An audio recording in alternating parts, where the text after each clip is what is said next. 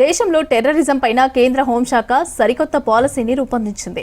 దేశ భద్రతకి సవాల్గా మారిన ఉగ్రవాద కార్యకలాపాలు, టెర్రరిస్టుల సైబర్ దాడులను ఎదుర్కొనేందుకు ప్రహర్ పేరుతో నేషనల్ కౌంటర్ టెర్రరిజం పాలసీని అమల్లోకి తెచ్చింది. ఈ ఏడాది ఫిబ్రవరిలో అమల్లోకి వచ్చిన ప్రహర్ పరిధిలో అన్ని రాష్ట్రాలు, కేంద్రపాలిత ప్రాంతాల్లోని కౌంటర్ ఇంటెలిజెన్స్, సైబర్ సెక్యూరిటీ విభాగాలు భాగస్వాములయ్యాయి.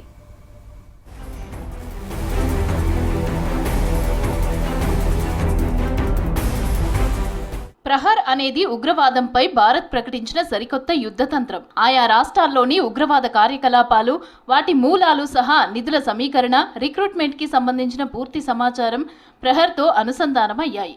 ఇందులో భాగంగా రాష్ట్ర కౌంటర్ ఇంటెలిజెన్స్, సైబర్ సెక్యూరిటీ బ్యూరోలు ప్రహర్తో కలిసి పనిచేస్తున్నాయి. తుపాకులు, బలగాలతోనే కాకుండా సాంకేతిక, ప్రజల భాగస్వామ్యంతో ఉగ్రవాదాన్ని రూపుమాపడమే ప్రహర్ ముఖ్య లక్ష్యం.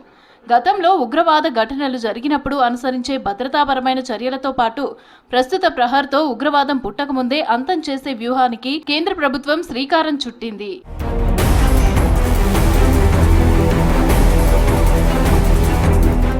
హైబ్రిడ్ ముప్పులపై ప్రత్యేక దృష్టి సారించింది కేంద్రం. ఉగ్రవాదులు వాడుతున్న డార్క్ వెబ్, క్రిప్టో కరెన్సీ, డ్రోన్లు వంటి సాంకేతికతలను ఎదుర్కోవడానికి ఈ పాలసీలో ప్రత్యేక విభాగాలు ఏర్పాటు చేసింది. దేశ విదేశాల నుంచి ఎదురవుతున్న ఉగ్రవాద ముప్పును నిర్మూలించేందుకు ప్రహర్ విధానాన్ని 7 పిల్లర్లుగా విభజించారు. ఇందులో ప్రివెన్షన్, రెస్పాన్స్ సహా మరో 5 అంశాలతో పాలసీని రూపొందించారు.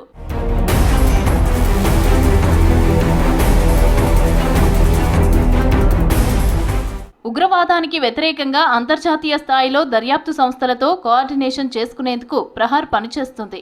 ప్రహర్లో అన్ని రాష్ట్రాల దర్యాప్తు సంస్థలు, counter intelligence, anti terrorist squad సహా జాతీయ దర్యాప్తు సంస్థల డేటాను అనుసంధానం చేశారు.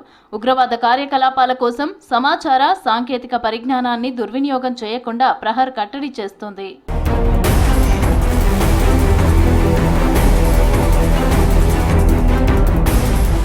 ప్రివెన్షన్లో భాగంగా ఉగ్రదాడులు జరగకముందే పసిగట్టి అడ్డుకుంటుంది. మల్టీ ఏజెన్సీ సెంటర్తో రాష్ట్ర, కేంద్ర నిఘా వర్గాల మధ్య సమాచార మార్పిడి జరుగుతుంది. ఇక రెండోది రెస్పాన్స్. ఇందులో అవాంఛనీయ ఘటనలు జరిగితే స్థానిక పోలీసుల నుంచి ఎన్ఎస్జీ వరకు అత్యంత వేగంగా, సమర్థవంతంగా స్పందించేలా శిక్షణ ఇవ్వడం జరుగుతుంది. మూడోది అగ్రిగేషన్ ఆఫ్ కెపాసిటీస్.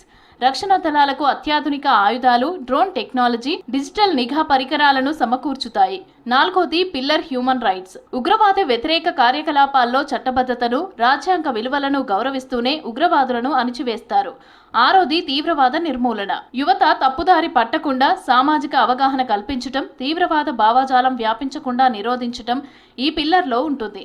ఉగ్రవాదానికి వ్యతిరేకంగా పొరుగు దేశాలు, ఐక్యరాజ్య సమితి వంటి అంతర్జాతీయ స్థాయిలో పనిచేయటం ఇక్కడి ముఖ్య ఉద్దేశం. ఇక ఆఖరిది రికవరీ.